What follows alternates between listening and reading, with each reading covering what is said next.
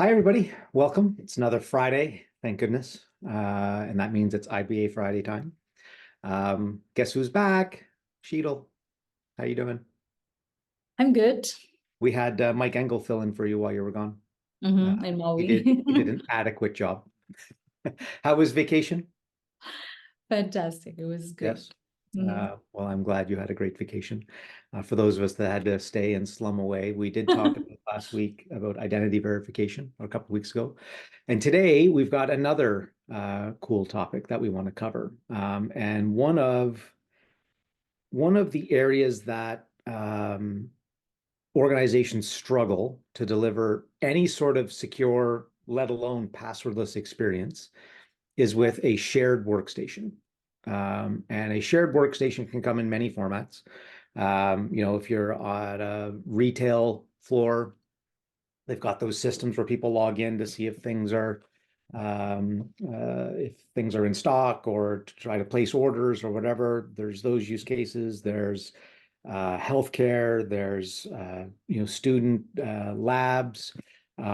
Call centers is a big one, and we actually have a pretty big customer call center that has shared workstations where people come in and they hotel, right, Sheetal? Like they come in, they don't sit at the same spot every time. So how do you deliver? I'm going to ask you this, and you're going to show me, I think, right?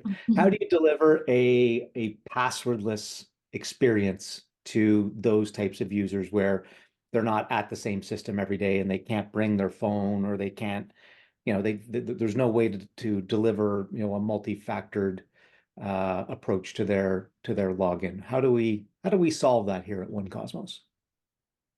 So I think just looking at the situation, right, where every employee is coming in with no device and into a shop floor where they don't have a dedicated desk. We're really looking at nothing that a user has to bring in. We are looking to the one key that we're expecting is going to get plugged into a shared workstation, right? A workstation that remains stationed, and it's one key, and it's going to use, if you see the little biometric sensor here, Mhm. that's what's going to take care of authentication for us. So in a scenario like this, what we're expecting to happen is that there is a single point of registration where all of these employees would come in, they would register their fingerprint first. Mhm. And after that, they're on their way. They're able to enter any workstation on any floor, go ahead and use their biometrics. They're just going to put their hand on this finger on any device, Yeah. and they're going to be able to authenticate and enter. So that's really the cool part about the one key, right? We like to call this the one key. It's just a FIDO key that is capable of reading a user's biometrics, authenticating them. So it's a enroll once, use anywhere kind of Mhm. authentication method that we have here. That's cool. Mhm. So there's a couple benefits to that, right? So if we think about FIDO keys in general, Mhm. they're usually per user. So you buy a FIDO key and you give it to a user. So if we think about that from a help desk standpoint or a shared workstation standpoint, it means that you've got multiple users on a single system. So you're going to have to give each one of those users a key, Mhm. uh, which means a couple things. One, there's a cost associated with that, obviously. Mhm. That then leads you open to somebody forgetting it, Mhm. losing it, Yep. having it stolen, Mhm. breaking it, you name it, right? There's Mhm. all kinds of things that go. So the management behind that can Mhm. be quite cumbersome, can be complex unnecessarily, Mhm. and it can be just costly, right? So you're saying with this one, it's you leave it with the system? Yes, you just leave it with the system. So if you're looking at a 20,000 workforce, right, you're looking at 20,000 keys that we actually need to purchase. Yeah. But with the one key, what you're really looking at is how many ever shared workstations you need to have. So let's say you have about 150, 200, you're looking about the same cost for a key per workstation and multiple users just floating in and around and authenticating themselves. So it's a massive benefit in terms of cost and how well it can scale across an organization that has a floating population. Yeah, because typically with these keys, it's one per maybe five users per. And I think it's like one fingerprint, maybe two fingerprints each at best.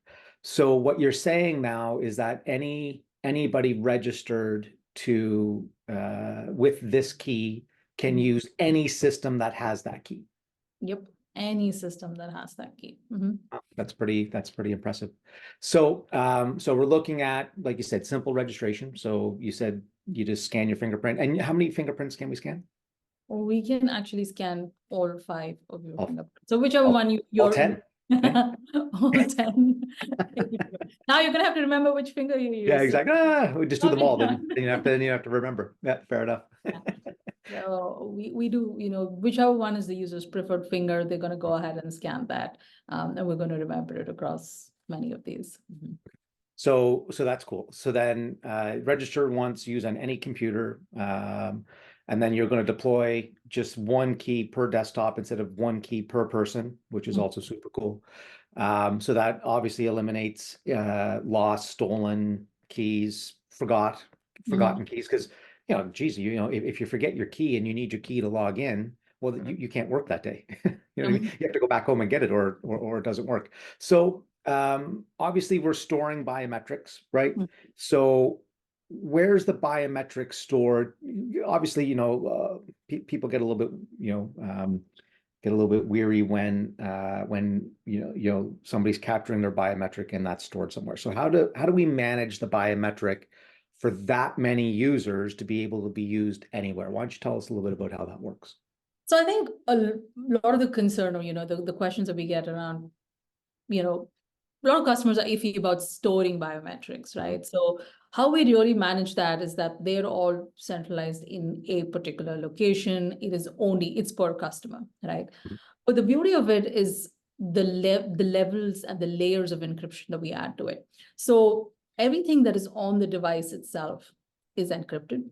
Everything that is in transit, which means where we're storing the fingerprint, whenever it is in transit, is also encrypted, followed by the actual storage on our servers where we're storing all the data is also encrypted. So typically you really have to crack through many of these layers for us Mhm. to be able to get to being able to access any of this data, right? So that makes us feel good about the strategy that we have in here. The other part is the authorization on these keys.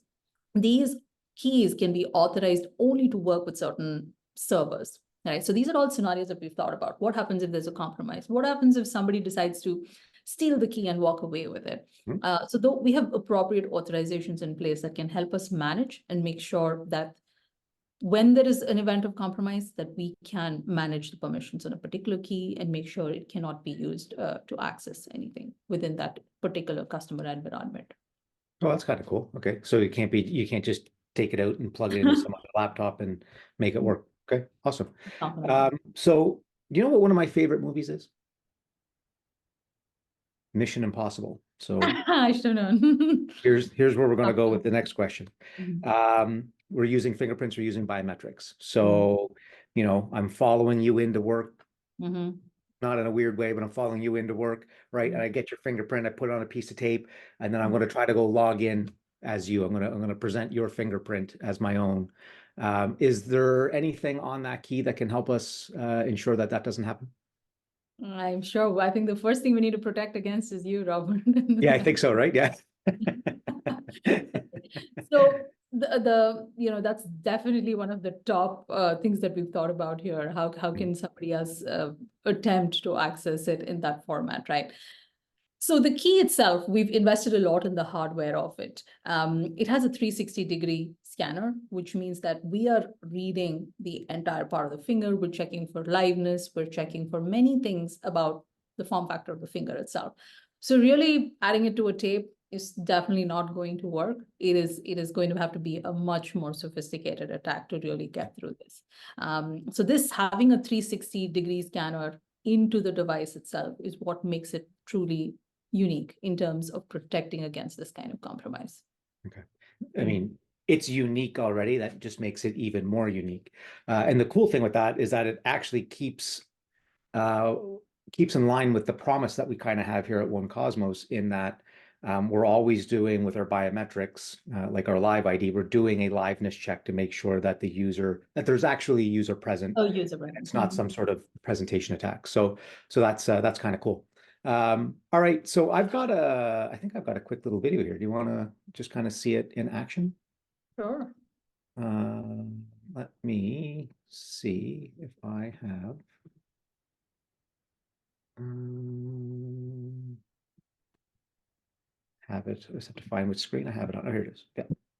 So let me share my screen. Now, of course, like any authentication demo, it's pretty bland, but that's okay because you'll get a quick look as to what this does. So we've got a laptop set up here. You can see the one key in the system. We'll click play on this. I'll turn off the volume. Okay. Ooh, sorry. There we go. So we enter in the username. You can see the little blue light blink. There we go. Present your fingerprint. Logs the user in. Now, of course, we got to wait for Windows to start up, not to take anything away from Windows, but that takes a couple seconds. So let's jump to our next user.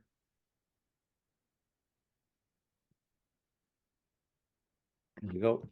So they'll do the same thing, enter in, same system, new username.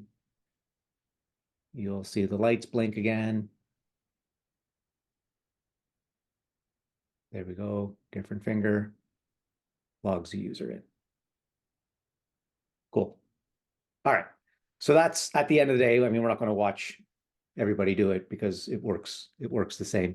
But I think the important point there is that same laptop, one key, multiple users logging in, and like we said earlier, it can be as many users as an organization has, right? At the end of the day. What have I forgot to? What have we forgot to talk about, Sheila? What have I forgot to ask you? Is there anything else that we would like to talk about? Do we cover it all? We did cover it all. We Awesome. covered about one key. Awesome. So this, for everybody watching, this is new. It's a new capability that we brought to our platform. It's available today. If you'd like to talk to us more about it, please reach out to Sheetal and I. We'd love to tell you more about it. Of course, there's information on our website as well. If you'd like to go read about it, you can do that as well. But for now, I wish everybody a happy Friday. Sheetal, happy Friday. Happy Friday. It's almost wine time, Sheetal. Yes, it is. Excellent. Yeah, I know, me too. All right, everybody, that's it for today's IBA Friday. We appreciate you coming along for the ride. We'll see you again in 2 weeks, where we're going to talk about VPN access, I think, passwordless VPN access, right? Yep. Based on a couple of breaches that have happened over the last couple of weeks. So that'll be a good session too. So make sure you you watch for that IBA Friday pop up on your LinkedIn. We'll talk to you again soon. Thanks, everybody.